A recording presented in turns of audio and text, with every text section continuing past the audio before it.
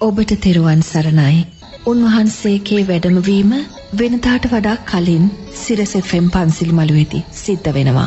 මාසයක 3 වන ඉරිදාවේදී උන්වහන්සේගේ වටිනා සදහම් සාකච්ඡාව ශ්‍රවණය කරන ඔබට මේ මාසේ මුල් ඉරිදාවේ උන්වහන්සේගේ හඬ ශ්‍රවණය කරන්නට අවස්ථාව ලැබෙනවා. අවසරයි ගෞරවනීය ස්වාමින් වහන්සේ, මේ ප්‍රශ්නය ඔබ වහන්සේගෙන් පහදාගත යුතුම ප්‍රශ්නයක් බවට පත් වෙලා තියෙනවා. පහුගිය දිනක ඇතිවෙච්ච විනාශකාරී සිද්ධියත් එක්ක බොහෝ දෙනෙක්ට Tamanගේ ප්‍රියයන් අහිමි වුණා. ඒ වගේම ජීවත් වීම පිළිබඳව අවිනිශ්චිත බවක් සිත තුළ ඇති වුණා.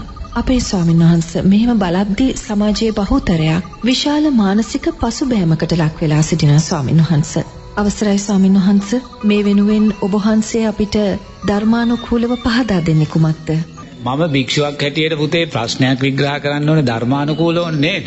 ධර්මානුකූලවයි ප්‍රශ්නයක් විග්‍රහ කරන්න ඕනේ. දැන් ඔබ ඔය කියන කතා තුල ඔබ මොකක්ද ඔය කියන්නේ කියන්නකෝ? ජාති ජරා ව්‍යාධි මරණ ශෝක පරිදේව දුක්ඛ දෝමනස්යන් ප්‍රියන්ගෙන් වෙන්වීම අප්‍රියන්නා එක්වීම පංච උපාදානස්කන්ධයේ දුක නේද ඔය කියන්නේ? වෙන දෙයක් තියනවද ඔතන? ඔය කිව්වේ එකම කාරණයක් තුල. ඒතකොට දැන් මරාගෙන මැරෙන බෝම්බකාරයෙක් කියන්නේ මොකද්ද? අප්‍රියන්නා එක්වීමක් නෙමේද? එහෙනම් දරුවෝ ඔය කියන සෑම කතාවක්ම ඔය මේ මොකක් ගැනද ඔබ කියන්නේ? දුක කියන කාරණේ ගැන. ජරා ව්‍යාධි මරණ ශෝක පරිදේව දුක්ඛ දෝමනස්යන් මේ ඔක්කොම ඔබ ඔය කියන්නේ දුක පිළිබඳව. ඒතකොට මේ මොහොතේ පුතේ මේ රටේ සෑම කෙනෙක්ම මේ කතා කරන්නේ ඔය දුක පිළිබඳව. වෙන දෙයක් නෙමෙයි. මරණ තුවාල වීම විනාශ වීම පුපුරා යෑම අප්‍රියන්ගෙන් හා එක්වීම ප්‍රියන් අහිමිවීම. ප්‍රියන් කී දෙනෙක්ද? 300 ගාණක් අහිමුණානේ නේද? තමන්ගේ අම්මා, තමන්ගේ තාත්තා, තමන්ගේ නංගි, තමන්ගේ ඥාතිය ප්‍රියන් අහිමි වුණා 300 ගාණක් සමාජයට. 500 ගාණක් තුවාල වෙන්න. ඒ වගේ අප්‍රියන්නා මුරු රටටම එක් වෙන සිද්ධ වුණා. හිතා ගන්න බැරි විදියට අප්‍රියන්නා එක් වෙන සිද්ධ වුණා. ඒ වගේම නෝනා අපි මේ කතා කරන දුක බුදුරජාණන් වහන්සේ දේශනා කරනවා හේතුවක් නිසාමයි සකස් වුනේ කියලා. හේතුවකින් තොරව කවදාකවත් දුක සකස් වීමක් නැහැ. බුදුරජාණන් වහන්සේ දේශනා කරනවා දුක ඇති වෙන්න මේ ජාති ජරා ව්‍යාධි මරණ දුක ඇති වෙන්න එකම හේතුව ඉපදීමයි කියලා. ඔන සුන්දර ධර්මය. ඒතොර මේ දුක සකස් වුනේ ඉපදීම නිසායි. ඒ නිසා දරුවෝ මේ මෙතන මේ වර්තමානයේ සමාජයේ තියෙනා වූ මේ తත්වයේ පුතේ සුන්දර ධර්මයක් දරුවෝ. උඟාක් අය මේක ගැන බය වෙලා දඟලලා කෑ ගහලා හැංගිලා පංච නීවරණ වඩාගෙන ජීවත් වුණා. අනේ පුතේ මම නම් දකින්නේ සුන්දර ධර්මයක්මයි. මේ ධර්මයේ ඒහිපස්සික ගුණය අපි දකින්නේ. ධර්මයේ ඒහිපස්සික ගුණය කියන්නේ මොකද්ද? ධර්මය විවෘතයි. ධර්මයේ කවදාකවත් සංගන්න බෑ. ධර්මයේ කොතනකවත් අපිට හංගලා තියන්න බෑ. විවෘතව අපිට පේනවා. ඒතර පුතේ අපි මේ දකින්නේ ධර්මයේ ඒහිපස්සික ගුණය. මම ඒහිපස්සික ගුණයට යන්නේ ඉස්සෙල්ලා ඔබට කිව්වා මේ දුක අපිට සකස් වුනේ කුමක් නිසාද? ඉපදීම නිසා. එහෙනම් මේ මොහොතේ මේ දුක දකිද්දී ඔබ දැස් දෙක පියාගෙන දකින්න ඕනේ සිංහල බෞද්ධ කෙනෙක් වේවා, Hindu කෙනෙක් වේවා, ක්‍රිස්තියානි කෙනෙක් වේවා, පුතේ මුස්ලිම් මහත්මෙක් වේවා, මේ දුක සකස් වුනේ ඉපදීම නිසාමයි කියලා. එතකොට එතනදී ඊට පස්සේ බුදුරජාන් වහන්සේ දේශනා කරනවා මේ ඉපදීම සකස් වෙන්නත් හේතුවක් තියෙනවා. හේතුවකින් තොරව උපදීම ලැබෙන්නේ නැහැ. ඒ ඉපදීම සකස් වෙන්න හේතුව කුමක්ද? භවය සකස් වෙන නිසාමයි. තේරුණාද? භවආත්‍රය කියන්නේ මොකද්ද? කාම භව, රූපී භව, අරූපී භව කියන මේ භවආත්‍රය කෙරේ ඇති කරගත්තා වූ තෘෂ්ණාව නිසායි. අන්න දක්ෂයා. මම මේ කතා කරන්නේ සම්මා සම්බුද්ධ ශාසනයේ සැබෑම දක්ෂයා ගැන. දුර්වලයා ගැන මම පස්සේ දැන් කියන්නම් දැන් මේ කතා කරන්නේ සම්මා සම්බුද්ධ ශාසනයේ සැබෑ දක්ෂයා පිළිබඳව. ඒක තේරුණාද? මේ බුදුරජාණන් වහන්සේගේ ඇකේ ඉපදෙන්න ඔබ කැමති නම් ඔබ මේ ව්‍යාසනය මේ විදියට දකින්නම වෙනවා. එහෙනම් දැන් මේ දුකයි අපි දකින්නේ. දුක ඇති වෙන්න හේතු දෙකක් නෑ. මේ දුක ඇති උනේ රටේ ජනාධිපතිතුමා, අගමැතිතුමා නැත්තම් විපක්ෂ නායකතුමා නැත්තම් කොහෙවත් කාගේවත් දුර්වලභාවයක් නිසා නෙමේ. දුර්වලභාවයක් නිසා තමයි. නමුත් පුතේ සැබෑ ධර්මානුකූලව හේතුව මේ දුක සකස් වුනේ ඉපදීම නිසා. ඉපදීම සකස් වුනේ භවආත්‍රය කෙරේ අපි ඇති කරගත්තා වූ තෘෂ්ණාව නිසා. ඒතර බුදුරජාණන් වහන්සේ දේශනා කරන භවආත්‍රය කෙරේ තෘෂ්ණාව ඇති වුනේ හේතුවක් නිසාමයි කියලා. ඉබේ හටගන්නේ නැහැ. ඒ හේතුව තමයි පුතේ උපාදානය බැඳී යාම නිසා. උපාදානය බැඳී යනවා. කාම උපාදාන, ditthි උපාදාන, අන්න සීලවත උපාදාන.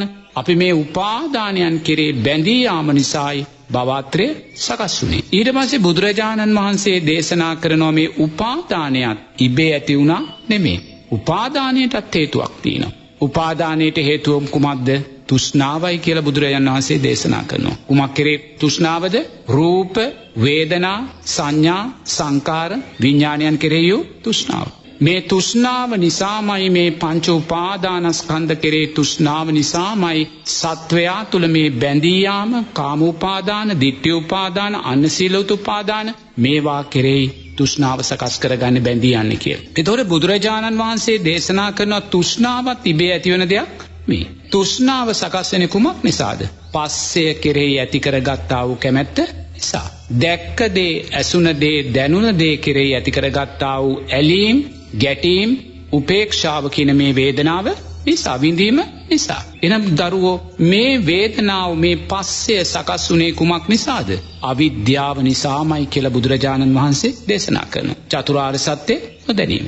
එහෙනම් දරුවෝ මේ සුන්දර වෙසක් උත්සවයක් එළඹිලා තියෙන වෙලාවේ තෙමගුල ලෞතුරා බුදුරජාණන් වහන්සේගේ තෙමගුල සිද්ධ වෙච්ච මේ සුන්දර වෙලාවේ පුතේ රට පුරා තොරන් 100ක් හදලා, මහා වෙසක් කූඩු 1000ක් හදලා, දන්සල් 100 ගාණක් දීලා අපි දකින්නා වූ වෙසක් උත්සවයකට වඩා සුන්දර ධර්මයක් මේ මොහොතේ අපි දකින්න පුතේ.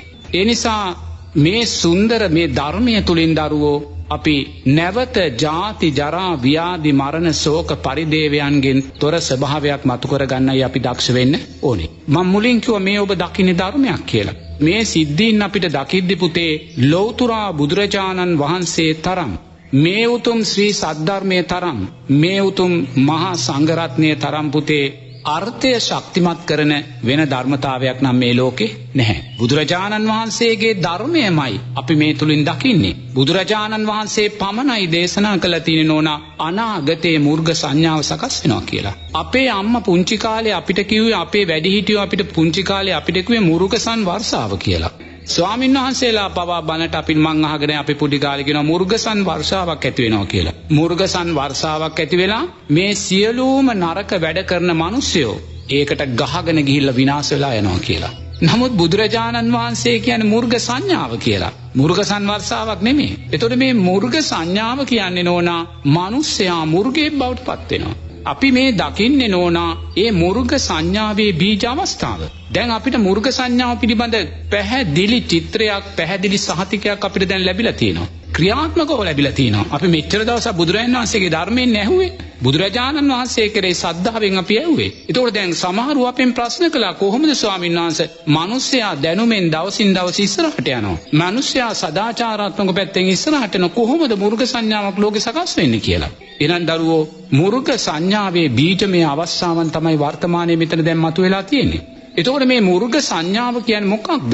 මෙහෙම ගිහිල්ලා නෝනා මේ බුදුදහම අතුරුදහන් වෙලා යනවා. ආර්ය අෂ්ටාංගික මාර්ගයේ අතුරුදහන් වෙනවා. ආර්ය අෂ්ටාංගික මාර්ගයේ අතුරුදහන් වෙද්දී අනෙකුත් ආගම්, ක්‍රිස්තියානි ආගම, හින්දු ආගම, මේ ආගම් වල තියෙන ගුණාත්මක භාවයත් පල්ලෙහාට වැටෙනවා. අපි මේක පන්සිල් මළුවෙන් අප්‍රමාණ කියලා තියෙනවා. මේ ලෝකයේ අනිකුත් සියලුම ආගම් වල ගුණාත්මක භාවය මේ මොහොතේ ශක්තිමත්ව තියෙන්නේ මේ උතුම් සම්මා සම්බුද්ධ ශාසනයේ ආර්ය අෂ්ටාංගික මාර්ගය නිසාමයි නෝනා. එතකොට මේ ආර්ය අෂ්ටාංගික මාර්ගය තුල සිංහල බෞද්ධ ජනතාව සීලය තුල, සද්ධාව තුල, මෛත්‍රිය තුල, සමාධිය තුල, දානය තුල ශක්තිමත් වෙද්දී අනිත් ආගම් වලටත් අනිවාර්යයෙන්ම ඒක ජීවිත වලට එකතු කරගන්න වෙනවා. මොකද ඒගොල්ලන්ගේ ගුණාත්මක භාවය ශක්තිමත් කරගන්න වෙනවා. නැත්නම් ඒගොල්ලන්ට රඳාපවතින්න බෑ. නමුත් බුදුදහමේ ගුණාත්මක භාවය ආර්ය අෂ්ටාංගික මාර්ගයේ අතුරුදහන් වෙන මොහොතේ අනිත් සියලුම ආගම් වල ගුණාත්මක භාවය අතුරුදහන් වෙලා යනවා. තේරෙනවද? ඒගොල්ලන් තරඟ කරන්න කෙනෙක් නැහැ. එතනදී නෝනා ලෝකේ ඉතුරු වෙන්නේ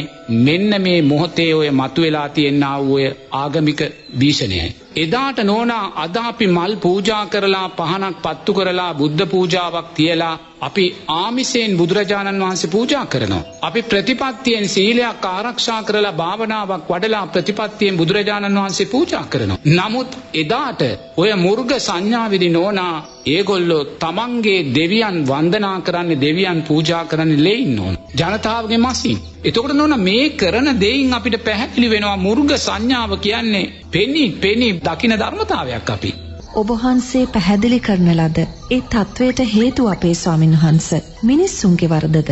ජනතාවේ වරද. මුර්ග සංඥාව සකස් වෙන්න හේතුඵල ධර්මයන් බුදුරජාණන් වහන්සේ කියනෝනේ ජනතාව සීලෙන් බැහැරවීම, ජනතාව මෛත්‍රියෙන් බැහැරවීම. ඒ නිසා මේ මොහොතේ අපි මේ දකින දේ තුලින් නෝනා අපි සුන්දර ධර්මයක් ජීවිතයට එකතු කරගන්නවා වගේම සංසාර බය කියන කාරණයයි අපි ජීවිතයට එකතු කරගන්නේ. සංසාර බයයි. එහෙම නැතුව මේ මොහොතේ බෝම්බකරුවෝ සිහිපත් කරමින් මුස්ලිම් ජනතාව සිහිපත් කරමින් අන්තවාදය සිහිපත් කරමින් අන්තවාදයට උපකාර කරන්නා වූ ධර්මතාවයන් සිහිපත් කරමින් එහෙම නැත්නම් මේ වගකීම් විරහිත රජය සිහිපත් කරමින් අපි ලෝභ ද්වේෂ මෝහයන් වඩනවා නම් දැන් ඕකනේ සිද්ධ වෙලා තියෙන්නේ. මේවා සිහිපත් කරමින් ද්වේෂය වඩනවා. මේවා සිහිපත් කරමින් ලෝභ සිත් වඩනවා පංච උපාදානස්කන්ධය කරේ. මේවා සිහිපත් කරමින් මෝහය වඩනවා. ඒතකොට මේවා වඩන්න නෝනා මොකද්ද වෙන්නේ? ඒ වඩන කෙනා ඒ කියන්නේ අපි අනාගතේ මරාගෙන මැරෙන බෝම්බකාරයෙක් වීමට අදාළ සංස්කාරයන් රැස් කරගන්න. හොඳට තේරුම් ගන්න ඕනේ මේ ප්‍රශ්නේ. මේ මොහොතේ මරාගෙන මැරෙනේ මිත්‍යා දෘෂ්ටික පාපකාරී මිනිස්සයෝ නිසා ඔබත් අනාගතේ මරාගෙන මැරෙන බෝම්බකාරයෙක් වීමට අදාළ සංස්කාර රැස් කරගන්න. ඔබත් අනාගත මුර්ග සංඥාවේදී මුර්ග සංඥාව කාලෙදී නෝනා එදාටම අද වගේ අපි දැන් සෙල්ලම් කරනවානේ. ක්‍රිකට් ගහනවා, වොලිබෝල් ගහනවා, ෆුට්බෝල් ගහනවා, මේ මල්ලව පොර කරනවා, කොට්ට පොර ගහනවා, බනිස් කනවා, ඕවා කරනවානේ. නෝනා එදාට ඔය සෙල්ලම් නැහැ. එදාට සෙල්ලම කියන්නේ මොනවා? Tamante ඉපදුන දරුවා ගිහිල්ලා අද අපි ගිහිල්ලා කළු ගලේ ගහන්නේ මොකද්ද? පොල් ගෙඩියක් නේද? අද පොල් ගෙඩියක් ගහන්නේ. එදාට කළු ගලේ ගහන්නේ තමාගේම ලෙයින් උපන් දරුවා. hina වෙවි සතුටු වෙවි දෙවියන් උදෙසා විමුක්තිය උදෙසා තමන්ගේ ස්වර්ගය උදෙසා අර ලෙයින් උපන් දරුවා ගිහිල්ලා කළු ගලේ ගහනවා නෝනා. නමුත් ඔබ මේ මොහොතේ ද්වේෂය වැඩුවොත් එදාට ඒ කළු ගලේ ගහන දරුවා පටිච්ච සමුප්පන්න ඔබ වෙන්න පුළුවන්. එදා ඒ කළු ගලේ ගහන දරුවාගේ තාත්තා ඒ මිනිමරු තාත්තා පටිච්ච සමුප්පන්නව ඔබ වෙන්න පුළුවන්. ඒ මිනිමරු අම්මා පටිච්ච සමුප්පන්න ඔබ වෙන්න පුළුවන්. පුතේ අපි මරාගෙන මැරෙන බෝම්බකරුවන් පිළිබඳ මේ මොහොතේ ද්වේෂය වැඩුවා. ඔබ පිටිපස්සෙත් මම පිටිපස්සෙත් මරාගෙන මැරෙන බෝම්බකරුවෙක් වීමට අදාළ සංස්කාර සැඟවිලා තේරුම් ගන්න ඕනේ. ඔබ පිටිපස්සෙත් මම පිටිපස්සෙත් මරාගෙන මැරෙන බෝම්බකරුවෙක් වීමේ අතීත අකුසල් සංස්කාර හැංගිලා තියෙනවා. මරාගෙන මැරෙන බෝම්බකරුවෙක් කියන්නේ කවුද? අසත්පුරුෂ ආශ්‍රය. අසත්පුරුෂ ආශ්‍රය නිසා යා මොකද්ද ලබන්නේ? මිච්ඡා ධර්මය. මිච්ඡා ධර්මය කියන්නේ මරාගෙන මැරිලා සුගතියට යනවා කියන මිච්ඡා ධර්මය. මරාගෙන මැරිලා දෙවියෙක් වෙනවායි කියන මිච්ඡා ධර්මය. එතකොට එයා අසත්පුරුෂ ආශ්‍රය ලබද්දී මිච්ඡා ධර්මයේ ශ්‍රවණය කරද්දී එයා නිරතුරුවම මෙනෙහි කරන්නේ නුවණින්ද අනුවණින්ද? අනුවණින්. එතකොට එයා අනුවණින් මෙනෙහි කරද්දී එයා තුල නිරතුරුව වැඩෙන්නේ සම්මා මාර්ගයක්ද මිච්ඡා මාර්ගයක්ද? මිච්ඡා මාර්ගයක්. අන්න මරාගෙන මැරෙන බොම්බ හේතුඵල ධර්මයක්. ඊට වඩා විග්‍රහයක් නැහැ. එතකොට ඔබ මරාගෙන මැරෙන්න යනවද මේ මොහොතේ? නැහැ. ඇයි ඒ? ඒකත් ධර්මයක්. මොකක්ද ඒ ධර්මය? කල්යාණ මිත්‍රාශ්‍රය. සද්ධර්ම ශ්‍රවණය. නුවණින් මෙනෙහි කිරීම. අනුවණින් නෙමෙයි. කල්යාණ මිත්‍රාශ්‍රය ලබනවා. සද්ධර්ම ශ්‍රවණය කරනවා. ශ්‍රවණය කළා වූ සද්ධර්මය ඔබ නුවණින් මෙනෙහි කරනවා. නුවණින් මෙනෙහි කරද්දී ඔබ සුන්දර සම්මා මාර්ගය මතු කර ගන්නවා. සුන්දර සද්ධාව මතු කර ගන්නවා. සම්මා දිට්ඨිය මතු කර ගන්නවා. ඔබ අනුවණින් නෙමෙයි මෙනෙහි කරන්නේ. අනුවණින් මෙනෙහි කළා නම් ඔබ මතු කරගන්නේ මිත්‍යා. එහෙනම් දැන් මරාගෙන මැරෙන බෝම්බකාරයෙකුත් අපිත් අතර තියෙන වෙනස ඔබට පේනවද? ඔය දෙකේ වෙනස තියෙන්නේ. ඔය දෙකේ වෙනසයි තියෙන්නේ. නමුත් යම් මොහතක ඔබ පුතේ කල්යාණ මිත්‍රාශ්‍රයෙන් බැහැර වෙලා ඔබ අසත්පුරුෂ ආශ්‍රයයට වැටුනොත් ඒ අසත්පුරුෂ ආශ්‍රය තුලින් ඔබ මිච්ඡා ධර්මයන් ශ්‍රවණය කළොත් ඒ මිච්ඡා ධර්මයන් ශ්‍රවණය කිරීමෙන් ඔබ අනුවණින් මෙනෙහි කරන්න පුරුදුනොත් ඔබත් මරාගෙන මැරෙන බෝම්බකාරයෙක්. ඔය අහිංසක තරුණයෝ බෝම්බ බැඳගෙන ආපු තරුණයෝ හොඳට ඉගෙනගෙන විදේශගතව ඉගෙනගෙන හොඳ අධ්‍යාපනයක් ලැබලා හොඳ පවුල්වල ඉපදුනත් පුතේ ඔය මිනිස්සයෝ මේ අසත්පුරුෂ ආශ්‍රය නිසාම නෙමෙයි දොයි විනාශයටපත් උනේ. ඔය මිච්ඡා ධර්මයන් නිසාම නේද ඔය විනාශයටපත් උනේ. ඔය නුවණින් මෙනෙහි කරන්න තිබ්බ අදක්ෂභාවය නිසාම නේද ඔය දේවල් සිද්ධ වුනේ. එහෙනම් නෝනා මේ අපි දකින්නේ සුන්දර ධර්මයක්. ඒ නිසා ඔබෙත් මගේ පිටිපස්සේ මරාගෙන මැරෙන බෝම්බකාරයෙක් වීමට අදාළ සංස්කාර තියෙනවා මේ මොහොතේ. අන්න ඒකයි පරිස්සම් වෙන්න ඕනේ. ඒ නිසයි මම කියන්නේ මේ මොහොතේ මොනම හේතුවක් නිසාවත් ලෝභ, ද්වේෂ, මෝහයන් නැති කරගන්න එපා. බුදුරජාණන් වහන්සේ ලෝකේ පහළ වෙන්නේ ඉස්සෙල්ලා නෝනා මුළු තුන් ලෝකයේම මිත්‍යා දෘෂ්ටිකයි. සුද්ධෝදන රජතුමා මහා මායා බිසවපවා මිත්‍යා දෘෂ්ටිකයි. සම්මා දිට්ඨිය ලෝකේ පහළ වෙලා තිබ්බේ නැහැ. සිදුහත් කුමාරයා ලෝකේ පහළ වෙද්දි සිදුහත් කුමාරයා මිත්‍යා දෘෂ්ටිය තුල හිටියේ. සම්මා දිට්ඨිය තුල නෙමෙයි. සම්මාදිට්ඨිය ලෝකෙට පහළ වෙන්නේ පුතේ බුදුරජාණන් වහන්සේ සම්මා සම්බුද්ධත්වයට පත් වෙච්ච වෙලාවේ. එතකන් සිද්ධාර්ථ කුමාරයාත් හිටියේ මිත්‍යා දෘෂ්ටිය තුල. සම්මාදිට්ඨිය දන්නේ නැහැ, ආරෂ්ඨාංගික මාර්ගයක් දන්නේ නැහැ. එතකොට පුතේ මේ මිත්‍යා දෘෂ්ටික ලෝකයේ තුල අපි විමුක්තිය හෙව්වේ. මේ මිත්‍යා දෘෂ්ටික ලෝකයේ තුල මමත් සමාජිකෙක්, ඔබත් සමාජිකෙක්, මෙහි මහත්තයත් සමාජිකෙක්. එහෙනම් පුතේ අපි සියල්ලම එදා විමුක්තිය හෙව්වේ අද මුස්ලිම් අන්තවාදයේ විමුක්තිය හොයන ස්වභාවයෙන්මයි. ඔබ පිළිගන්නවද නැද්ද? පිළිගන්නවා. දෘෂ්ටීන් 62ක් එදා දඹදිවේ තිබ්බෝයි විමුක්තියේ නාමයෙන්.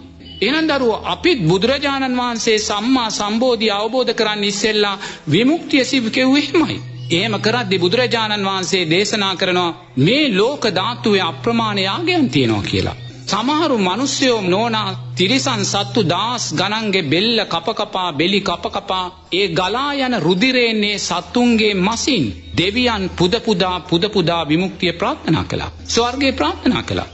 තවත් සමහරු නෝනා මේ එළඟිතෙල් කල දහස් ගණන් පුච්චා සුදු හඳුන් දැව ටොන් ගණන් පුච්චා සුවඳ දුම් ටොන් ගණන් පුච්චා මීපැණි ටොන් ගණන් පුච්චා විමුක්තිය සෙව්ව යාගයන් කළා.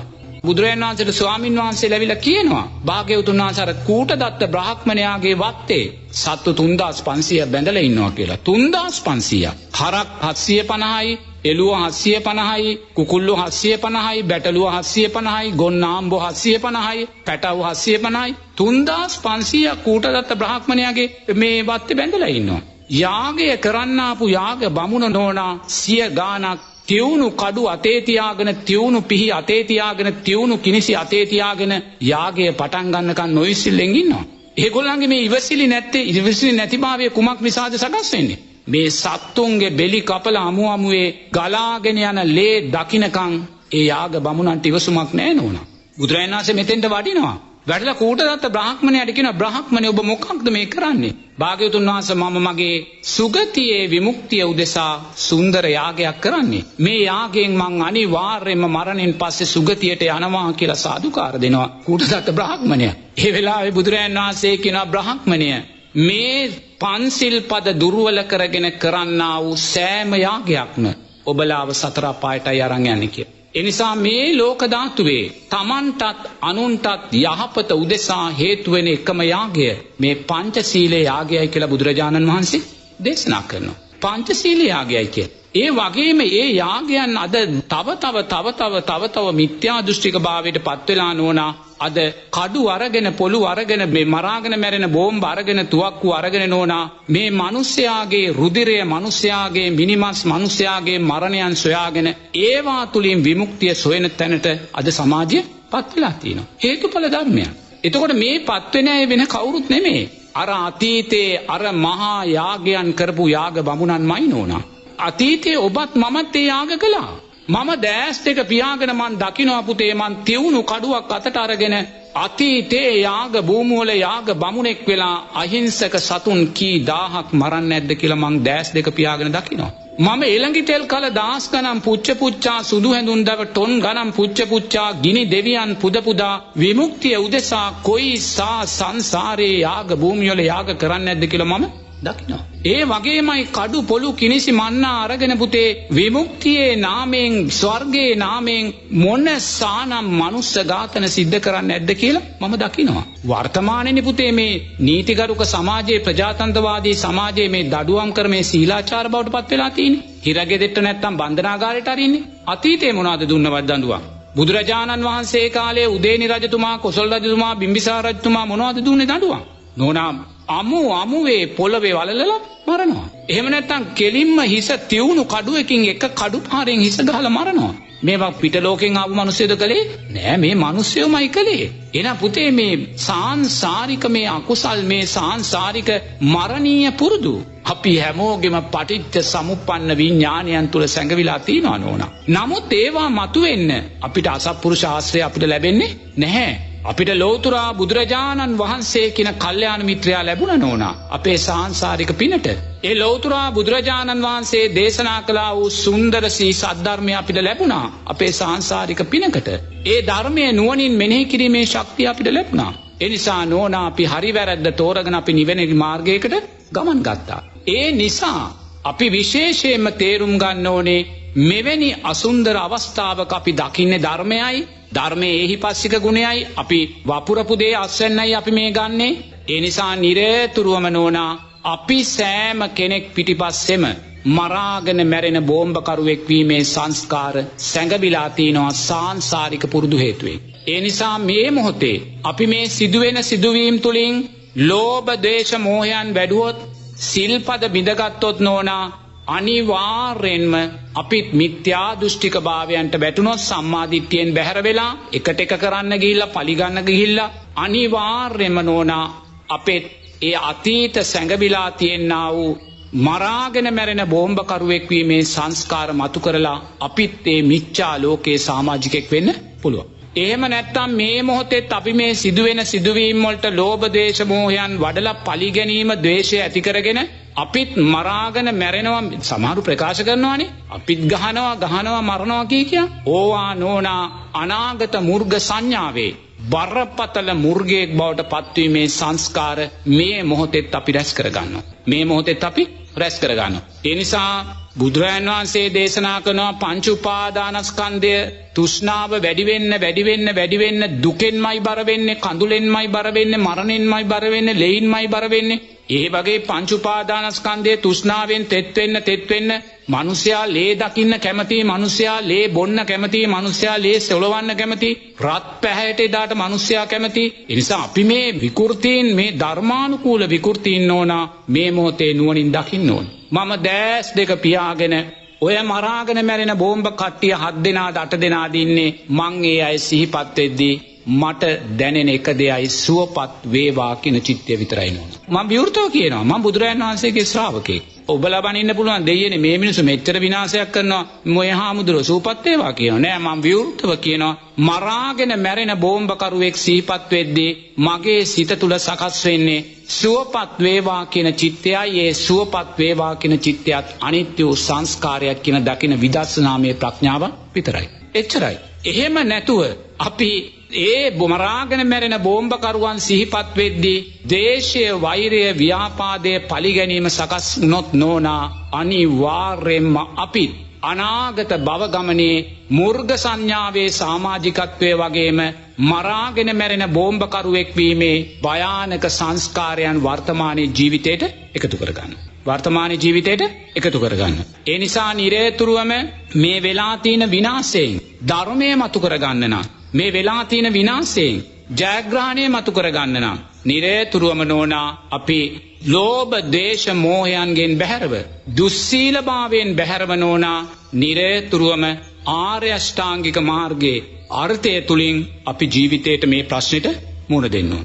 එතකොට මේ මෙවැනි ප්‍රශ්නයක් රට තුල තියෙද්දි නෝනා අපි සියලුම දෙනා පංච නීවරණයන්ගෙන් ඔද්දල් වෙලා, ඒ කියන්නේ කාමච්ඡන්ද, ව්‍යාපාද, තීන මිද්ද, උද්ධච්ච කුක්කුච්ච, විචිකිච්ඡා. කාමච්ඡන්ද කියන්නේ මොකද්ද? මේක රැක ගන්න තියෙන කැමැත්ත. මගේ ජීවිතය, මගේ දරුවගේ ජීවිතය, මගේ දේපල, මගේ වාහන, මගේ සම්පත්, මේවා රැක ගන්න තියෙන කැමැත්ත. කාමච්ඡන්දේ නිසාම ව්‍යාපාදයේ බාධකයක් ඉස්සරහා ව්‍යාපාද ඇති කර ගන්නවා. කාමච්ඡන්ද, ව්‍යාපාද, තීන මිද්ද, උද්ධච්ච කුක්කුච්ච, විචිකිච්ඡා. එතකොට මේ පංච නීවරණයන් වැඩෙන මොහොතක් පාසා නෝනා අපි තුල වැඩෙන්නේ කුසලයක්ද අකුසලයක්ද? අකුසලයක්. එතකොට දැන් මේ විපාක දෙන්නේ කුසලයක්ද අකුසලයක්ද? අකුසලයක්. අපි කළා වූ අකුසල් විපාක. නෝනා අපේ රටේ මිනිස්සුયો මොන අකුසල් කන්දරාවක්ද කරගන්නේ නෝනා? අපේ ස්වාමීන් වහන්සේ අපේ රටේ මිනිස්සු මේ තරම් අකුසල් සිදු කරගන්නේ ඇයි? ඒ වගේම මොනවද මේ මිනිස්සු මේ තරම් කරන අකුසල කර්ම? අපි දැන් පැහැදිලි කරගනිමු අපේ ස්වාමීන්ද්‍රයන්න් වහන්සේගෙන්. ස්වාමීන් වහන්සේ hina වෙවි අකුසල් කරන රටක් අපේ රට. අහක බලාගෙන මූණ බලාගෙන අකුසල් කරන රටක් අපිට. මම ඔබෙන් ප්‍රශ්නයක් අහනවා. අපේ රටේ වැඩියෙන්ම අකුසල් සිද්ධ වෙන්නේ කුමක් තුලින් කියලාද ඔබ හිතන්නේ? කියන්නකෝ. වැඩියෙන්ම අකුසල් සිද්ධ වෙන්න තියෙන්නේ කුමක් තුලින්ද? වචනය තුලින් ස්වාමීන් වහන්සේ. වචනය තුලින් හරි පුතේ. වැඩියෙන්ම අකුසල් සිද්ධ වෙන්නේ ගුණාත්මකම දෙයට බාධා කළොත්ද, ගුණාත්මක භාවයෙන් හීන දෙයට බාධා කළොත්ද කියන්නකෝ? ගුණාත්මක දෙයට බාධා කළොත් ස්වාමීන් වහන්සේ. එහෙනම් පුතේ මේ ලෝක ධාතුවේ තියෙන ගුණාත්මක දේ මොකද්ද? දෙවියන් වඳින, බ්‍රහ්මීන් වඳින, මේ ලෝක ධාතුවේ සීන සීලාචාර මිනිස්සෙන් ගරු කරන මේ ලෝක ධාතුවේ තියෙන උතුම්ම දේ, පූජනීයම දේ, වන්දනීයම දේ, පුතේ මේ මහා සංඝරත්නය. මේ මහා සංඝරත්නය. ඒතකොට මහා සංඝරත්නය පූජනීය වෙන්නේ කොහොමද? මහා සංඝරත්නයේ සතු සුපටිපන්න ගුණය නිසා.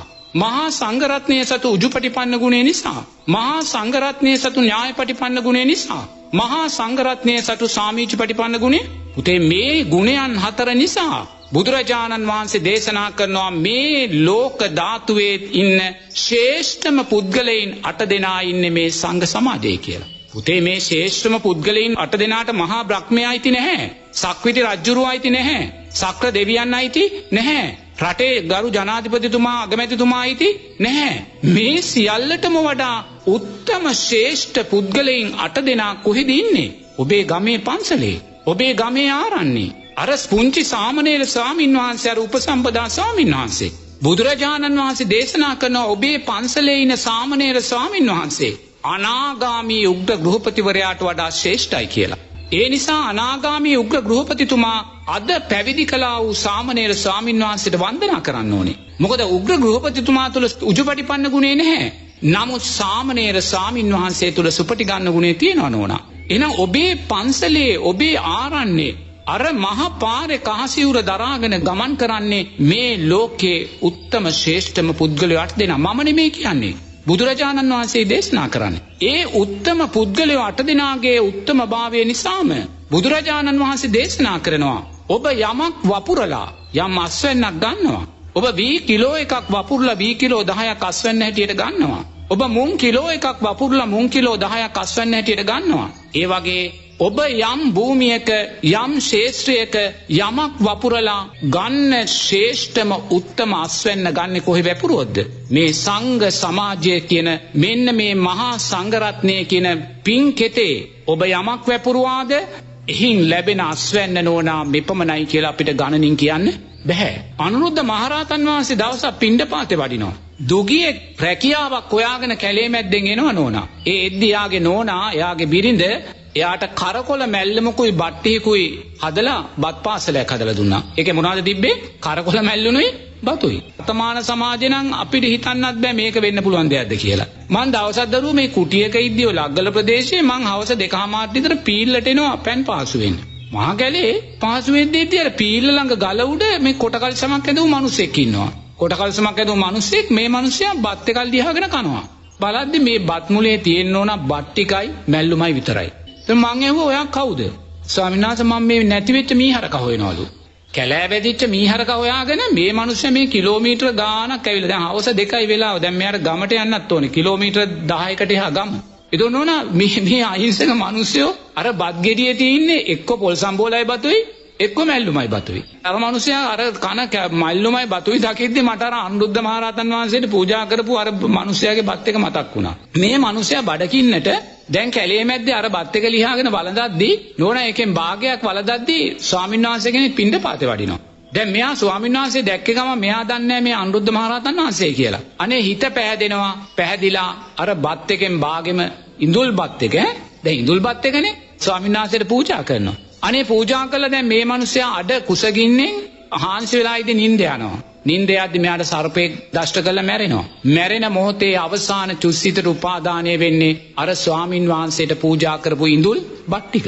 නමුත් ඒ ස්වාමීන් වහන්සේ අනුරුද්ධ මහරහතන් වහන්සේ රහතන් වහන්සේ නමක්. උන්වහන්සේ දැනගෙන හිටියෙත් නැහැ. නමුත් ඒ පිනෙන් නෝනා සුන්දර දිව්‍ය විමානක දෙවියෙක් බවට පත් වෙනවා. ඒ කියන්නේ ඉඳුල් බත් ටික අරසා සුන්දර අස්වැන්න එනම් බල මහා සංඝ රත්නය කියන්නේ නෝනා ඒසා මේ ලෝක ධාතුවේ ඉන්න සුන්දරම පිරිසයි කියලා බුදුරජාණන් වහන්සේ දේශනා කරනවා. ශ්‍රේෂ්ඨම අග්‍රම පිරිසයි කියලා. එහෙනම් දරුවෝ ඔබලාගේ හෘද සාක්ෂියට තට්ටු කරලා අහන්න. ඔබ මේ මහා සංඝ රත්නයේ උත්තරීතර ගුණය දකින්නවද පුතේ? ඔබ දකින්නවද? දරුවෝ මම පැවිදි වෙච්ච දවසේ ඉඳන් මං කොහාට හරි වැඩියා නම් බස් එක නැගලා තමයි වැඩියේ. ධර්ම දේශනාවකට වැඩියොත් තමයි නැත්තම් රෝහලකට කොහාට හරි වැඩියොත් තමයි වාහනයක කාගේ හරි වඩින්නේ. පුතේ මම මහා පාරේ බස්වල යද්දි බස්වල ගමන් ගනිද්දි දරුවෝ අපේ ජනතාවගේ තියෙනා වූ අසද්ධාවේ තරම කොයිසාද කියලා මම දකිනවා. අසද්ධාවේ තරම. අර අහිංසක සාමණේර හාමුදුරුවෝ දවල් 12ට නැත්තම් හවස 5ට පිරිවෙනට යද්දි පිරිවෙන ඇරලා එද්දි නෝනාර බස් නැවතුම් වල බස් එකක් ගන්න විඳින දුක අපි දකිනවා නෝනා. බස් එකකට ස්වාමීන් වහන්සේ කෙනෙක් නගිද්දී අනේ ඒ හාමුදුරුවන්ට ඉඩ දෙන්නේ නැතුව පොරකකා නගින ගිහි පින්වතුන්ලා අපි දකිනවා. බස් එකට නගිද්දි සීට් එක දෙන්න අකමැතිව අහක බලාගෙන ඉන්න ගෞරවනීය පින්වතුන්ලා අපි දකිනවා. මම වාඩි වෙලා ඉන්න සීට් එකේ එහා පැත්තේ ඉඳගෙන නෝනා කෑම පාර්සලේ ලියාගෙන කනවා. වතුර බෝතලේ කඩාගෙන බොනවා. පුතේ මට කෑම අවශ්‍ය නැහැ. වතුර අවශ්‍යත් නැහැ. නමුත් පුතේ ගෞරවත්වයක් තියෙන්න එපා. ගෞරවත්වයක් දෙන්නේ සංඝයා ඉස්සරහා මම මේ විදියට අවම වශයෙන් සංඝයාට අවශ්‍යද කියලාවත් අහන්න නැතුව වැළඳීම සුදුසු නැහැ. එහෙම සුදුසු නැහැ. සමහර අය ඉන්නවා පුතේ බස් එකේ මං රාත්‍රියේ බස් වල යද්දී වාඩි වුණාට පස්සේ සීට් එකේ ටික දුරක් ගියාට පස්සේ නෝනා අර මහත්තයා මගේ කරේ නිදි. එක දවසක් නුවර ඉඳන් මයංගනේට යනකම් මහත්තයෙක් මගේ කරේ නිදි. අපිට පුතේ සුවපත් වේවා කියනවා ඇරෙන්න වෙන දෙයක් අපිට හිතන්න බෑ. තල්ලු කරලා දාන්න බෑ. දැන් ගිහි කෙනෙක් නම් තල්ලු කරලා දානවා. නමුත් අපිට එහෙම තල්ලු කරන්නත් බෑ. නමුත් එහෙම ඇඟේ නිදාගත්තම අපිට ඒක ඇවතක්. නමුත් අපි කියලා කරගන්න දෙයක් නෙමෙයිනේ පුතේ. නමුත් අපි සුවපත් වේවා කියලා සද්ද නොකර ඉඳලා නුවරින් නිදා ගන්න ලෑස්ති වෙන මිනිස්සයා මයංගනෙන් තමයි නැගිට්ටේ. එයා බහින්නේ. එතකොට දරුවෝ මං අද උදේ මේ රෝහලට ගියා මහ රෝහලට. අනේ අර පාරේ මං වාහන තදබදේ මේම නතර කරගෙන ඉන්නවා. ඊට මීටර් 2ක් විතර කඩයක් එහා ළඟ මිනිස්සෙක් සිගරට් එකක් බොනවා. මට මීටර් 2ක් එහා මෙහා. අනේ නෝනා මාව දැක්ක කියලාවත් සිගරට් එක පොඩ්ඩක් පස්සට කරන්න ඕනේ නේද? ගරුත්වය කියන කාරණේ හොඳින් දුන් අරිනවා මගේ පැත්ත බලාගෙන මට එන්න. කිසිම ගාණක් නැහැ. පුතේ අපේ සිංහල බෞද්ධ සමාජයේ පුතේ සංඝයාට ගරු හැමෝම නෙමෙයි මං හැමෝම ගැන නෙමෙයි කියන්නේ. නමුත් 175ක් සංඝයාට ගරු කරන්නේ තමන්ගේ දාන ගෙදරදී තමන්ගේ පිරිත් ගෙදරදී තමන්ගේ පාංශකූල පොලේදී විතරයි පුතේ. තමන්ගේ වැඩේ කරගන්න. තමන්ගේ වැඩේ කරගත්තට පස්සේ පුතේ ගෙදරින් එළියට හාමුදුරුවෝ ආවොත් කාර් එකක ගියාත් අනේ අර වැඩිහිටි හාමුදුරුවෝ නෙමෙයි අපි රකින්න ඕනේ පුතේ පොඩි හාමුදුරුවෝ ටික. තරුණ සාමණේරලා ටික අපි රකින්න ඕනේ. ඒගොල්ලෝ රැකුවොත් තමයි ශාසනය ඉස්සරහට අරන් යන්නේ. ඒගොල්ලන්ට බලාපොරොත්තු කඩ කරනවා නම් ඒගොල්ලෝ මහා පාරවල් වල රස්තියාදු කරනවා නම් ඒ අහිංසක පුංචි හාමුදුරුවන්ගෙන රුපියල් 10 ටිකට් එක කඩලා ගන්නවා නම් පුතේ මොන ශාසනයක්ද මොන බෞද්ධකමක්ද දරුවෝ? ඔබ හිතන්නකෝ. අර බස් එකේ සෙනඟ කට ගහලා අනේ අර අහිංසක සාමණේරගෙන රුපියල් 10 ටිකට් එක ගන්නවා. ඒ පරිත්‍යාගයවත් කරන්න දක්ෂ නැහැ. ගෙදෙට්ට දානෙට ආපුවාම දෙපා සෝදලා සුදුරෙදි එල්ලලා වාඩි කරලා දාන දෙනවා. ඒ ගෙදර ආයිති මහත්තයාගේ බස් එකේ හාමුදුරුවෝ නැග්ගාම නැග්ග ගමන් ටිකට් එක කඩලා ගන්නවා. මම නම් ඔබට පැහැදිලිව කියනවා පුතේ අපිට මේ විපාක දෙන්නේ අපේ රටේ ජනතාව. බෞද්ධ ජනතාව විතරක් නෙමෙයි මුස්ලිම් වේවා හින්දු වේවා ක්‍රිස්තියානි වේවා ඒ ජනතාවත් නෝනා සංඝයා කියලා කිසිම ගරුත්වයක් දක්වන්නේ නැහැ. මොකද මේ ලෝකේ ශ්‍රේෂ්ඨම උත්තමයාට දෙනවා. මහා බ්‍රහ්මයාට වඩා ශ්‍රේෂ්ඨයි. සක්විති රජ කෙනෙකුට වඩා ශ්‍රේෂ්ඨයි. මේ රටේ රාජ්‍ය නායකයාට වඩා ශ්‍රේෂ්ඨයි. එවැනි කෙනෙකුට පුතේ මුස්ලිම් මහත්මයෙක් ක්‍රිස්තියානි මහත්තයෙක් හින්දු මහත්තයෙක් පුතේ එක සිතුවිල්ලකින් අහිතක් හිතුවොත් ඒ අකුසලයේ එසේ මෙසේ ලේසිනා නැහැ. ඒක තේරුම් ගන්න ඕනේ. මොකද මේ මොහොතේ අපි මෙතන ඉඳලා මේ දකිද්දී ක්‍රිස්තියානි මහත්තයෙක් සිහිපත් වෙද්දී සූපත් වේ අපිට බුදුරයන් වහන්සේ පිණ්ඩපාත චාරිකාවේදී ගෙපිලි වලින් පිණ්ඩපාත වඩින්න කියනවා නෝනා. ගෙපිලි වලින්. දැන් මේක මුස්ලිම් ගයක් මේක හින්දු ගයක් එහෙම කියලා අපිට වෙන් කරන්න බෑ. මේක ධනවත් ගයක් මේක දුප්පත් ගයක් කියලා ඒක මග අරින්න බෑ. මොකද අතීතේ එහෙම වුණා. සල්ලි තියෙන ගෙවල් වලට විතරක් යනවා දුප්පත් ගෙවල් වලට යන්නේ බුදුරජාණන් වහන්සේ විනය පනවනවා ගෙපිලි වලින් පිණ්ඩපාතේ වඩින්න ඕන. දැන් අද මං ගිහිල්ලා මෙතනින් නැවතුණා නම් නැවතිච්ච තැන ඉඳන් පිළිවෙලට වඩින්න ඕනේ නෝනා. මං නැවතිච්ච තැන ඉඳන් පිළිවෙලට වඩිද්දී අර ඊයේ පෙරේදා ගෙදරකින් ඇවිල්ලා කිව්වොත් අනේ අපේ ගෙදරට ඔබ වහන්සේ ආවේ නෑ අද එන්න කියලා. එහෙම අපිට යන්න බෑ නෝනා. ඒක අපේ විනයක්. ගෙපිලි වලින් පිණ්ඩපාතේ වඩින්න ඕන. මේ ගෙපිලි වලින් පිණ්ඩපාතේ වඩිද්දී මට මතකයි මං එක්තරා ගෙදරකට ගියාම මං ඇත්තටම දන්නේ ඒ ගෙදර සිංහලද බෞද්ධද කියලා. මං ඒ ගමට ගියේ මුල් වතාව. දැන් මං ගිහිල්ලා ගේ ඉස්සරහා හිටගෙන ඉන්නවා. හිටගෙන ඉන්නකොට කාන්තාවක් ආව. කාන්තාව අර චීත්තයක් ඇඳන් හිටියා ලොකු මල් තියෙන චීත්තයක්. කියලා මගේ මූණ දිහා බලන් ඉන්නවා. බලන් ඉන්නේ නෝන අර සත්තුවත්තේ අර අලුත් සතෙක් ගෙනල්ලා කියන්නකෝ. පිටරටකින් අලුත් සතෙක් ගේනවනේ. ගෙනාපුවම අපි ගිහිල්ලා බලනවා පුදුම සතෙක් වගේ මගේ මූණ දිහා බලන් ඉන්නවා. දැන් මමත් බිම බලාගෙන සූපත් වේවා කියන චිත්තයෙන් ඉන්නවා. තප්පර 30ක් විනාඩියක් දැන් කෙනෙක් ඉන්න නිසා හැරෙන්නත් බෑනේ. මම හිතාගෙන ඉන්නවා මේ මිනිස්සයා මූණ දිහා බලන් ඉන්නවා. තව ටිකක් වෙලා එනකොට ගේ ඇතුලෙන් තවත් කාන්තාව දෙතුන් දෙනෙක් ඇවිල්ලා තුන් හතර දෙනාම මූණ දිහා බලන් ඉන්නවා.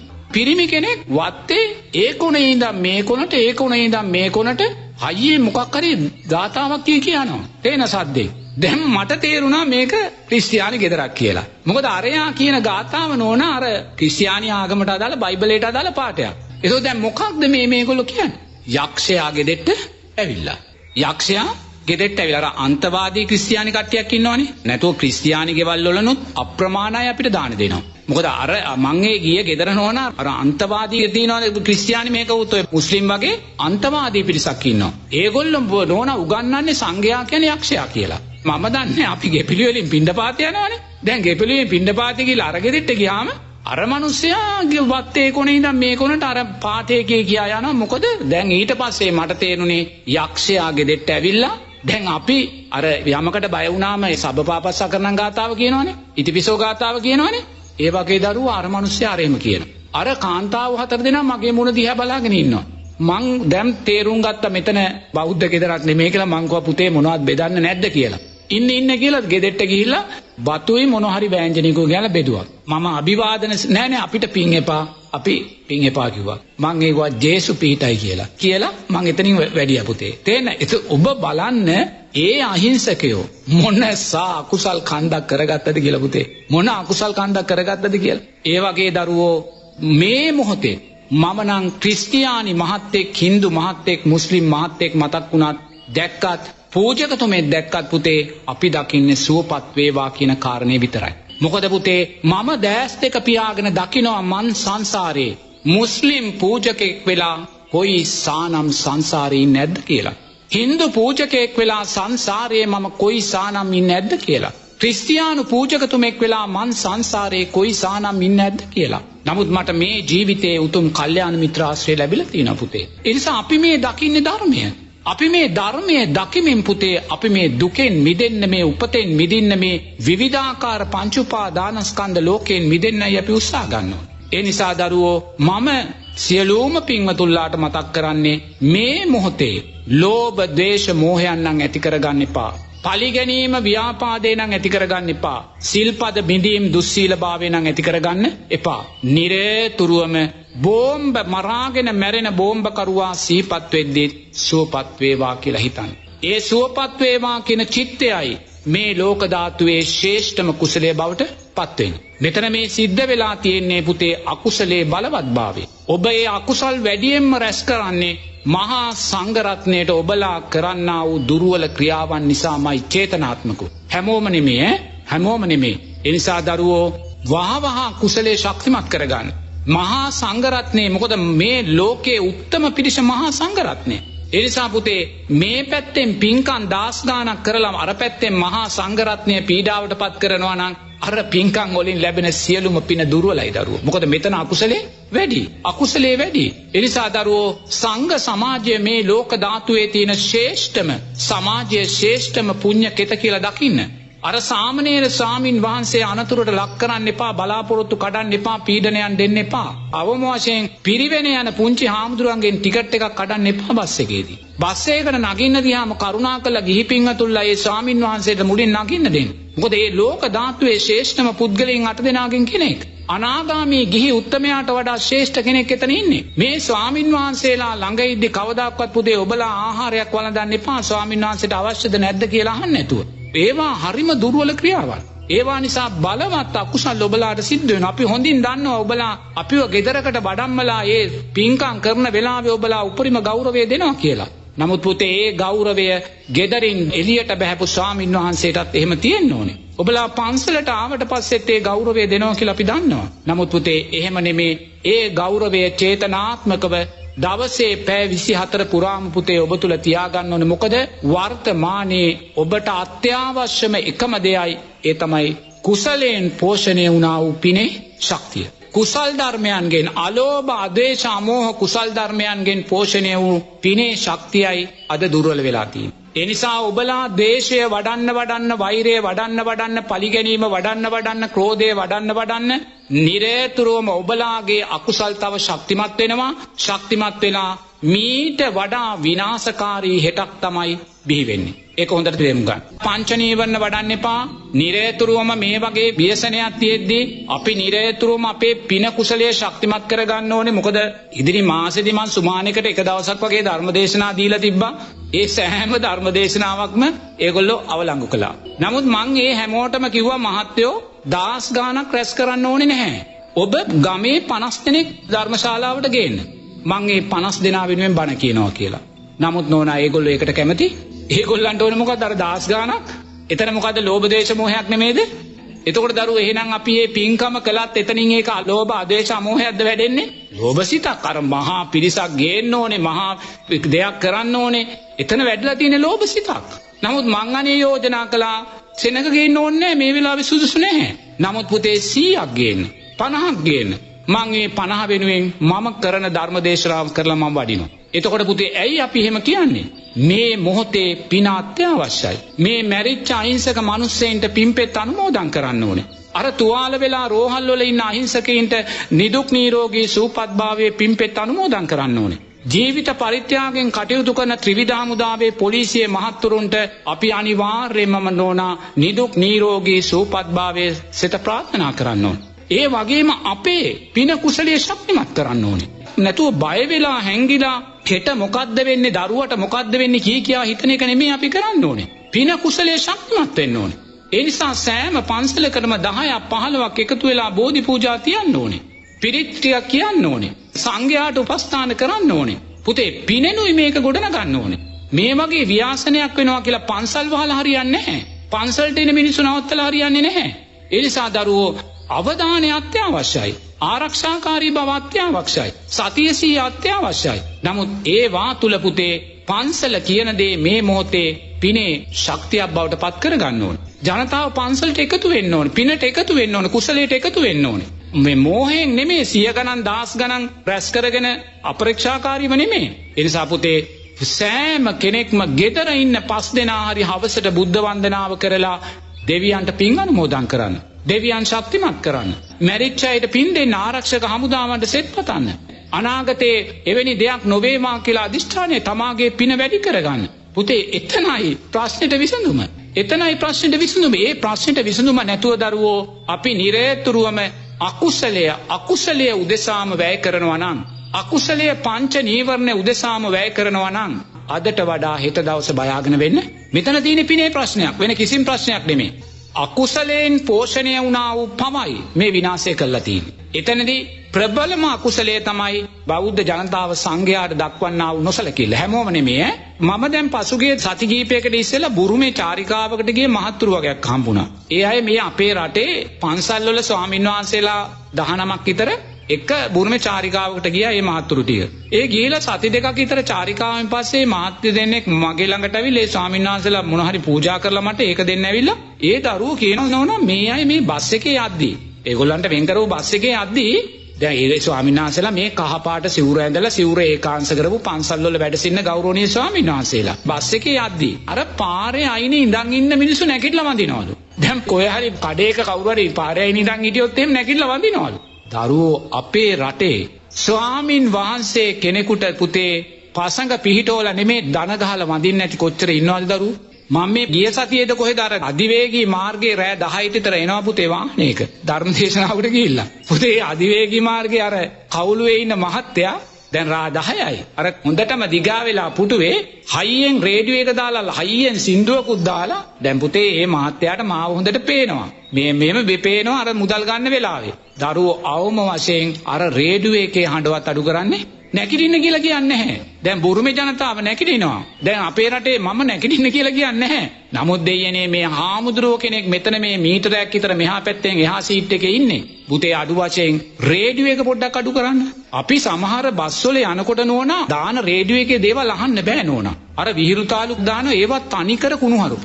ඉතින් මම නම් ඕවා නවත්තන්න කියන්නේ නැහැ නෝනා. මම ඒක ධර්මයක් ඇටියට දැකලා මම සද්ද නොකර ඉන්නවා සතිය 100. නමුත් ඒවා අහන්න බෑ සමහර දේවල්. එතකොට දෙයනේ එවැනි දෙයක් තුලින් සංඝයාට වෙන පීඩාව මොකද්ද කියලා දකින්නේ නැහැ. ඒතර බලන්න බුරුමේ ජනතාවත් අපේ රටේ බෞද්ධ ජනතාවත් අතර කොයිතා පරතරයක් තියෙනවද දරුවෝ? මෙතනින්මයි අපේ බලවත්ම කුසලයේ සකස් වෙන්නේ. මහා සංඝරත්නයට සියලුම ජාතීන් දක්වන්නා වූ හැමෝම නෙමේ අර නොසලකිල්ල. ඒ වගේම මහා සංඝරත්නය නියෝජනය කරන සංඝ සමාජයත් සීලයට දෙන්නා වූ වටිනාකම් අඩුයි සමහර තැන්වලදී. එහි විපාකයන් තමයි තව පැත්තකින් මේ මතුවෙන්නේ. දෙපාර්ශ්වයෙන්ම තියෙනවා හේතුඵල ධර්මය නේ. මොකද අපිට ඒ ගුණාත්මක භාවයන් නොලැබෙන්නේ මේ ගිහි සමාජයේ අපේ තියෙන වැරදි නිසා. ඒකත් තියෙනවා. ඒ නිසා මේ දෙපැත්තම දෙපැත්තට වගකිය යුතුයි. ඒ නිසා මේ දෙපාර්ශ්වයෙන්ම තමන්ගේ ගුණාත්මක භාවයන් දැන් මෙවැනි විනාශකාරී තැනකදී නෝන අපි ඒව හිතන්න ඕනේ. මම හිතන්නේ එහෙමයි. මම දැන් මේ දවස්වල සුන්දර මරණානුස්සතිය තුලමයි ඉන්නේ. මොකද මරණානුස්සතිය තුලයි සතර ඉද්ධිපාද වැඩෙන්නේ. බිය වෙලා වැඩක් නැහැ. බිය වෙලා මොකද්ද කරන්නේ? බිය වෙන්න නෙමෙයි. දැන් පුතේ අපි බුදුරජාණන් වහන්සේගේ ශ්‍රාවකයෝ. බුදුරජාණන් වහන්සේ ලෝකෙට සම්මා සම්බුද්ධ රාජ්‍යය ලබන්නේ දෘෂ්ටීන් 62ක්. දෘෂ්ටීන් 62ක්. මේ දැන් තියෙන එක අන්තවාදී දෘෂ්ටියක් නෙමෙතන. දෘෂ්ටීන් 62ක්. තර්කයෙන් විතර්කයෙන් කඩු පොළු කිනිසි අමෝරාගෙන එද්දී බුදුරජාණන් වහන්සේ මේ ලෝකයේ ධර්මයේ පතුරවන්නේ. අර මාගන්දියා බිසව උදේනි රජුරුවන්ගේ රජතුමා බුදුරජාණන් වහන්සේත් එක්ක වෛර බැඳලා බුදුරජාණන් වහන්සේට ගහගන්න බැරුව අර සාමාවතිය ඇතුළු අර කාන්තාව 500ක් දොරවල් වහලා ගිනි තියලා පුච්චලා දානවා නෝනා. දොරවල් වහලා පුච්චලා දානවා. අර තූණ කියන ගමට බුදුරජාණන් වහන්සේ වැඩිය වෙලාවේ ගමේ නායක බමුණා නියෝග කරන මුළු ගමටම ඔය බුදුරජාණන් වහන්සේ ඇතුළු ওই පිරිසට වතුර වීදුරුවක්වත් දෙන්න තහනම් කියලා. දෙපැත්තේ තියෙන ලිං ඔක්කොම වහනවා නෝනා. ලිං සම්පූර්ණයෙන්ම වහලා දානවා. අර නාලාගිරි හස්ති රාජයා රාපෝල එවනවා. ගල් පෙරලනවා. නමුත් නෝනා අඟුලිමාල මිනි 999ක් මරලා මිත්‍යා දෘෂ්ටික භාවයෙන් බුදුරජාණන් වහන්සේ පසුපස්සේ හබාගෙන එනවා. පුතේ එවන් ශාස්ත්‍රුන් වහන්සේ නමකගේ සුන්දර ශ්‍රාවකයෝ අපි. සුන්දර ශ්‍රාවක ශාවිකාවන් ඔබලා. එහෙනම් දරුවෝ මේසා භයානක තැනක ඉඳන් බුදුරජාණන් වහන්සේ ලෝකයට ධර්මය දුන්නේ. ඒ නිසා දරුවෝ අපි කොතැනකදවත් බිය කියන කාරණේ අපේ ජීවිතයට ගන්න ඕනේ නැහැ. එහෙනම් අපි තුල විශ්වාසයක් තියෙන්න ඕනේ. අපි බුදුරජාණන් වහන්සේගේ ශ්‍රාවකෙයින්. අපි තුල සීලේ ශක්තිය තියෙනවා, ආර්ය ශ්‍රාංගික මාර්ගයේ ශක්තිය තියෙනවා. අපි තුල සතර ඉර්ධිපාදයන් වැඩෙනවා. ඒ නිසා දරුවෝ නිරේතුරුව මේ විශ්වාසය තුල අපි ජීවත් වෙන්න. නමුත් සංස්කාර විපාක දෙන්න පුළුවන්. ඒ විපාක අපිට කාටවත් නවත්තන්න බෑ. නමුත් ඒ සංස්කාරයන් මරණීය සංස්කාර විපාකට එනකන් ධර්මානුකූලව පුතේ අපි නිරේතුරුවම සමාජයත් එක්ක අපි බියකින් තොරව හැසිරෙන්න ජීවත් වෙන්න අපි දක්ෂ වෙන්න ඕනේ. බුදුරජාණන් වහන්සේ කියන ඔබට මරණ බිය තියෙනවා නම් ඔබ කරන්න ඕනේ පංච නීවරණ වැඩිම නෙමෙයි. පංච නීවරණ වැඩිමෙන් තව මරණ බිය වැඩි වෙනවා. ඔබට මරණ බිය තියෙනවා නම් ඔබ කරන්න ඕනේ පුතේ මරණානුස්සතිය වඩන්න. මරණානුස්සතිය වඩන්න. අර මැරිච්ච අහිංසක මිනිස්සුන්ගේ ජීවිතේ දිහා දකින්න. දැකලා මේ ජීවිතේ තියෙනා වූ අනිත්‍යභාවය දකින්න. දෙයනේ තමන්ගේ ශාස්ත්‍රුන් වහන්සේ ජේසුස් වහන්සේ වන්දනා කරන්න ගිය මිනිස්සෙන්ට මේ දේ වෙනවා නම් මේ අහිංසක මිනිස්සෙන්ට මේ විදියට පුපුරලා කුඩු වෙලා කෑලි කැඩිලා මිනියවත් නැතුව මිහිදන් වෙන්න වෙනවා නම් සතර මහා ධාතුවට පුතේ නිරේතුරුවම මේ ජීවිතයේ තියෙන අනිත්‍යභාවය දකින්න. මේ සංස්කාරයන්ගේ තියෙන අනිත්‍යභාවය දකින්න. අර තරුපහේ මහා හෝටල් වල සුඛෝපභෝගී ආහාර වේල ගන්න ගියේ සුඛෝපභෝගී මිනිස්සයෝ කෑලි කැඩිලා විසි වෙලා කුඩු වෙලා මරණීය දුකටපත් වෙච්ච මරණානුස්සතිය ජීවිතයෙන් දකින්න. දුක්මත් පෝසත් භාවකින් තොරව අපි කවුරුත් මරණය වැළඳ ගන්න ඇති නුවණින් දකින්න. නුවණින් දකිද්දි කුමක්ද අප තුල වැඩෙන්නේ? මරණානුස්සතිය. මරණානුස්සතිය වැඩිද්දි කුමක්ද වැඩෙන්නේ? සතර ඉර්ධිපාද. සතර ඉර්ධිපාද ඡන්දය, වීරිය, චිත්තය, විමර්ශා වැඩෙනවා. ඡන්දය වැඩෙනවා, කුසලයේ කෙරේ තව තව ශක්තිමත් වෙනවා. එයි පංච උපාදානස්කන්ධ ලෝකයේ බියකරුයි. පංච උපාදානස්කන්ධ ලෝකයේ අනුතුරුයි. පංච උපාදානස්කන්ධ ලෝකයේ නිරේතුරුවම කැඩිලා බිඳිලා විසිරිලා විනාශ වෙලා නොසිතූ නොපැතූ වෙලාවක ඔක්කොම සුණුසුණු වෙනවා. අන්න ඒ නිසා නිරේතුරු මෙයා තුල ඡන්දය වැඩෙනවා. කුසලයේ ශක්තිමත් වෙනවා. ඒ නිසා මං අකුසලයට යන්නේ නැහැ. මේ අකුසල් වල විපාකයි මේ වෙන්නේ. ඒ නිසා මේ අකුසල් විපාක වෙද්දි තව අකුසල් කරන්න බෑ. එනිසා මම මරාගෙන මැරෙන බෝම්බ කරුවටවත් මං ද්වේෂය වඩන්නේ නැහැ. ඒ මරාගෙන මැරෙන බෝම්බ කරුවා තුලිනොත් මම මරණානුස්සතියමයි වර්ධ කරගන්නේ. එයා මරණානුස්සතියෙන් දකිනවා. ඒ මරාගෙන මැරෙන බෝම්බ කරුවාගේ ඒ ආධ්‍යාත්මික රූපය කෑලි කැඩිලා කුඩු වෙලා බාහිර සතර මහා ධාතුවට මුහු වෙච්ච හැටි දකිනවා. ඒ බෝම්බ කරුවාගේ පටිච්ච සමුප්පන්න විඥාණය සතර අපායේ භයානක දුකට නැවත ප්‍රතිසන්දිය ලබනවා දකිනවා. සුන්දර මරණානුස්සතිය. මරණානුස්සතිය වැඩෙද්දී සතර ඉද්ධිපාද වැඩෙනවා, ඡන්දය වැඩෙනවා. එයා කුසලයේ තුල ශක්තිමත් වෙනවා. දැන් මගේ භික්ෂු ජීවිතේ මම ඔය අනතුරු දැක්කේ මොහොතේ පටන් මම තව මගේ ආරෂ්ඨාංගික මාර්ගයේ ශක්තිය තුලමයි හිටියේ. තව විදර්ශනාව තුල ශක්තිය තුලමයි හිටියේ. මොකද පුතේ එතනයි අභියෝග ජය ගන්නෙ. මොකද අපි බුදුරජාණන් වහන්සේගේ ශ්‍රාවකයෝ. අර රා පෝල ඇතා ඉස්සරහට එද්දි බුදුරජාණන් වහන්සේ පුතේ ඒ ඇතාට මුණ දුන්නේ සතර ඉර්ධිපාදයන්ගේ ශක්තියෙන්, ආරෂ්ඨාංගික මාර්ගයේ ශක්තියෙන්. ඒ නිසා දරුවෝ අපි නිරේතුරුවම සතර එර්ධිපාදයන් වැඩෙන්න ඕනේ අපි තුල මේ මොහොතේ. එහෙමනම් මරණානුස්සතියයි වඩන්න ඕනේ පංච නීවරණ නෙමෙයි. බයේ හැකිලිලා හිත මොකද්ද වෙන්නේ අනිද්දා මොකද්ද වෙන්නේ? එහෙම හිතන මොහොතක් පාසා තව තව අකුසලේ වැඩෙනවා. තව තව අකුසල්මයි සිද්ධ වෙන්නේ. ඒ නිසා දරුවෝ ඡන්දය වඩන්න කුසලයේ තුල කැමැත්ත ඇති කරගන්න. තව තව අලෝභ අධේශ මෝහ ධර්මයන් වඩන්න. ජීවිතයේ අනිත්‍යභාවය නියර දකින්න. සල්ලිකාර මිනිසයා දුප්පත් මිනිසයා එකම බෝම්බයකට කෑලි කැඩිලා කුඩු වෙලා විනාශ වෙලා යන මේ පංච උපාදානස්කන්ධ ලෝකයේ මේ විකෘතිය නුවණින් දකින්න. ඒ ඡන්දය වැඩෙද්දි මොකද්ද ඡන්දය ඊළඟට වීරිය ඇති වෙනවා. දේනේ කුමක් කෙරෙහි වීරියද? මේ දුකෙන් මිදෙන්න ඕනේ කියන වීරිය. මේ දුකෙන් මිදෙන්න ආර්ය ශ්‍රාංගික මාර්ගයේ ශක්තිමත් වෙන්න ඕනේ කියන වීරිය. ඒ වීරිය තුල යා තුල චිත්ත අධිෂ්ඨානයක් ඇති වෙනවා. මම මේ දුක්ඛිත වේදනාකාරී මේ විනාශකාරී මේ නිරතුරුවම සෑම නිමේෂයකදීම අකුසලයට අදාළව කුසලයට අදාළව කැඩිලා බිඳිලා විසිරීලා විනාශ වෙලා යන මේ පංච උපාදානස්කන්ධ ලෝකයෙන් මිදෙනවා කියන අදිෂ්ඨානය ඇති වෙනවා. ඒ අදිෂ්ඨානය ඇති වෙච්ච තැන යා විමර්ශාවෙන් විදර්ශනාවෙන් හැම දෙයක්ම දකිනවා. හැම දෙයක්ම අනිත්‍ය සංඥාවෙන් යා දකිනවා. පසුගිය වෙච්ච දේ දිහා දකිද්දී අපි දකින්නේ අනිත්‍යමයි. නමුත් අපි අනිත්‍ය නෙමේ මතු කරගන්නේ පංච නීවරණ. අපි දකිනවා අර සුන්දර තරුපහේ හෝටල්. පුතේ ඕවට අපිට යන්න බෑ. අහිංසක මිනිසෙකුට යන්න බෑ. මධ්‍යම පන්තියේ මිනිසෙකුට යන්න බෑ. මේ වගේ සුන්දර තරුපහේ හෝටල් මොනසා ලදරු භාවයට පත්වෙන දේවල්ද මේ සංස්කාරයන්ගේ ලදරු භාවය අපි දකිනවා. අද ඒවයි මිනිසෙක් නෑ. අද ඒවයි මිනිසෙක් යන්නේ නෑ. අද ඒවයි ළඟින් යන්නත් මිනිසෙක් බයයි. දෙයනේ මේසා සුන්දර සංස්කාර මේසා අසුන්දර භාවයට පත්වෙන මේ පංච උපාදානස්කන්ධ ලෝකේ වියරුව මතු කළ දකින්නවා. ඒ නිසා නෝන නිරේතුරුවම අපි හැම දෙයක්ම විදර්ශනාවෙන් දකින්නවා. ක්‍රිස්තුස් වහන්සේ වන්දනා කරන්න ගිය අහිංසක මිනිස්සයෝ දෙයනේ කෑලි කැඩිලා කුඩු වෙලා යන්නේ අකුසලයේ නිසාමයි කියලා අපි දකින්නවා පුතේ. අකුසලයේ නිසාමයි වෙන දෙයක් නෙමෙයි. අකුසලේ නිසාමයි. මොන හෝ කරා වූ අකුසල් නැත්තම් දුස්සීල භාවයන් නිසාමයි එහෙම වෙන්නේ. ඒක සිංහල බෞද්ධයාට වුණත්, ක්‍රිස්තියානි මහත්තයාට වුණත්, මුස්ලිම් මහත්තයාට වුණත්, හින්දු මහත්තයාට වුණත් ඒකයි යථාර්ථය. ඒ සෑම දෙයක් මෙයා විනිවිද දකිනවා.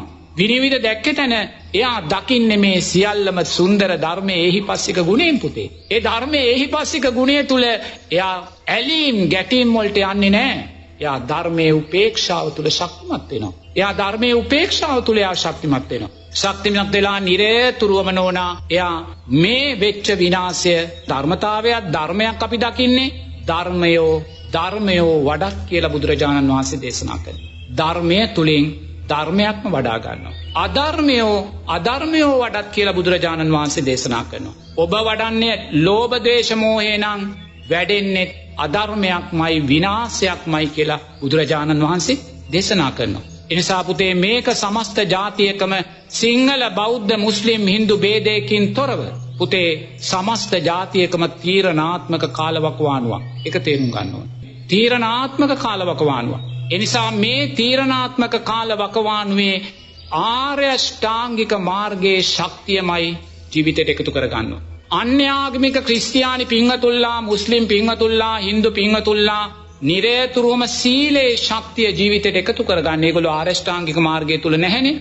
ඒ නිසා සිල්පද පහේ ශක්තිය ජීවිතයට ගන්න. මෛත්‍රියේ ශක්තිය ජීවිතයට ගන්න. ඒ වගේම පුළුවන් තරම් දන් දෙමින් නිරේතුරුවම පුතේ තමන්ගේ ආගමට ධර්මයට අදාළව යහපත්ව ජීවත් වෙන්න.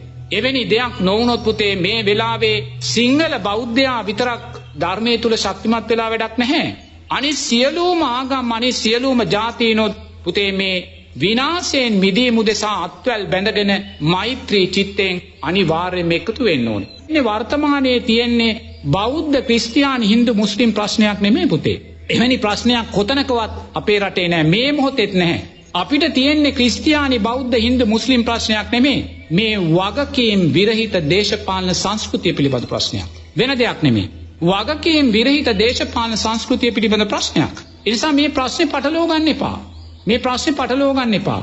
නිරේතුරුවම පුතේ දේශපාලනයත් එහෙම නැත්නම් දේශපාලනයත් සම්මා සම්බුද්ධ ශාසනයත් පටලවා ගන්න එපා. මේක දෙකක්. දේශපාලනයත් මේ රටේ ජාතික ආරක්ෂාවත් පටලවා ගන්න එපා.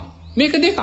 ලෝකයේ කිසිම රටක පුතේ පක්ෂ වේවා විපක්ෂ වේවා ජාතික ආරක්ෂාව වෙනුවෙන් ඒගොල්ලෝ පෙනී හිටිනවා. එහෙම නැතු ඒක අයිති එක පක්ෂයකට එක කණ්ඩායමකට විතරක් නෙමෙයි.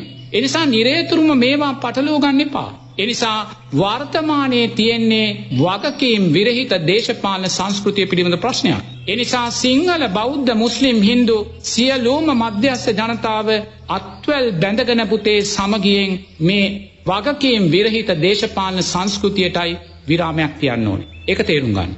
හරිතන එතනයි. ඒ නිසා එය කරන්න පුළුවන්.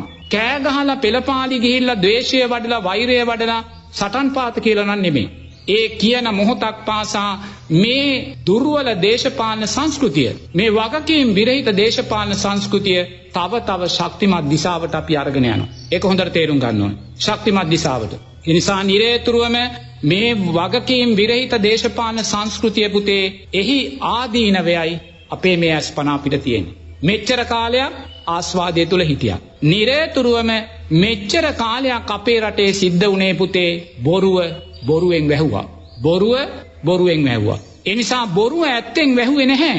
ඒ නිසා රටට අවශ්‍යයි මේ බොරුව ඇත්තෙන් වහන දේශපාලන සංස්කෘතියක්. ඒ නිසා මෙච්චර කාලයක් අපේ රටේ පාලක පින්වතුන්ලා මොකද්ද කළේ පුතේ? බොරුවෙන් වහලා බොරුවේ සුන්දර ආස්වාදය තුල ජීවත් වුණා. සුන්දර සිහින ලෝකවල තියලා දුනත් වුණා. සුන්දර සැපය තුල ජීවත් වුණා. බුදුරජාණන් වහන්සේ කියන බොරුවේ ආස්වාදයක් තියෙනවා.